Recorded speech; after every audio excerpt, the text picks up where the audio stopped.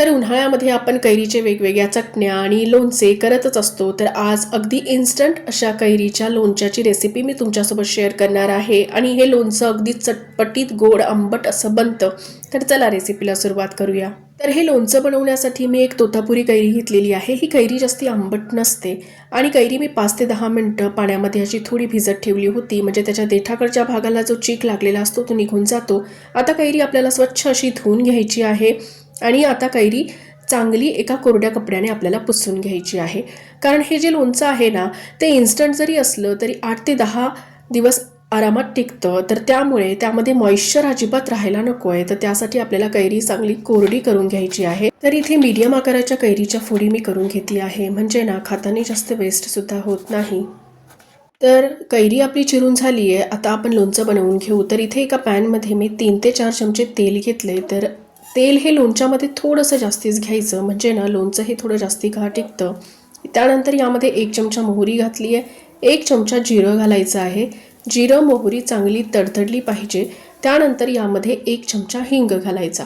तर हिंगाने लोणच्यामध्ये खूप छान फ्लेवर येतो, त्याच्यामुळे हिंग लोणच्यामध्ये अजिबात स्किप करू नका. तर या जिरे मोहरीच्या तडक्यामुळे लोणच्याला खूप छान टेस्ट येते. तर आता चिरून ठेवलेली कैरी मी यामध्ये घातली आहे आणि कैरी ही या तडक्यासोबत चांगली मिक्स करून घ्यायची आहे. तर कैरी ही 2 मिनिटांसाठी आपल्याला थोडी शिजवून घ्यायची आहे, म्हणजे थोडीशी मऊ झाली पाहिजे. त्यानंतर यामध्ये चवीनुसार मीठ घालून घेऊ. त्यानंतर यामध्ये काही सुके मसाले घालून घेऊ. तर इथे 1 चमचा मी लाल मिरचीचं पावडर घातलेलं आहे. त्यानंतर अर्धा चमचा, अर्ध्यापेक्षाही कमी हळद घातली आहे. पाव चमचा धनेपूड घातलेली आहे.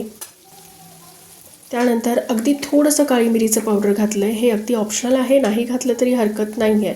त्यानंतर थोडंसं काळं मीठ यामध्ये आपल्याला घालून घ्यायचं आहे आणि आता सगळं काही व्यवस्थित मिक्स करून घेऊ. जर काळं मीठ तुमच्याकडे नसेल तर तुम्ही आमचूर पावडर किंवा चाट मसाला घातला तरीही चालेल, म्हणजे थोडंसं चटपटीत लोणचं बनतं. तर आता मसाल्यांसोबत कैरी ही थोडी शिजवून घ्यायची आहे. कैरी ही थोडी शिजली की यामध्ये आपण 1 वाटी भरून गूळ घालून घेऊ. तर इथे मी 1 छोट्या वाटीने गूळ घेतलेला आहे. आता मी इथे तोतापुरी कैरी वापरलेली आहे, त्याच्यामुळे 1 छोटी वाटी भरून गूळ घेतला आहे. जर तुम्ही आंबट कैरी वापरणार असणार तर गुळाचं प्रमाण हे थोडंसं वाढवूसुद्धा शकता. आता गूळ चांगला वितळेपर्यंत आपल्याला कैरी ही गुळासोबत शिजवून घ्यायची आहे.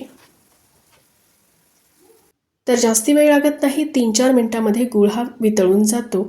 तर बघा, आपलं चटपटीत मसालेदार गोड आंबट लोणचं बनून रेडी आहे. तर हे लोणचं तुम्ही 8 दिवससुद्धा स्टोअर करून ठेवू शकता. फक्त लोणचं जे आहे ना, ते काचेच्या बरणीतच स्टोअर करून ठेवा, म्हणजे त्याची टेस्ट ही बदलत नाही. आता गॅस मी बंद केला आहे आणि हे थंड झाल्यानंतर आपण एका काचेच्या बरणीमध्ये किंवा वाटीमध्ये भरून ठेवू.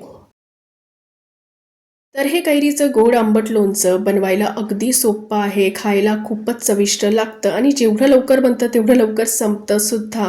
तर आजची लोणच्याची रेसिपी आवडली असेल तर व्हिडिओला लाईक करा, व्हिडिओ हा तुमच्या फॅमिली आणि फ्रेंड्समध्ये शेअर करा आणि चॅनलला सबस्क्राईब करणे विसरू नका.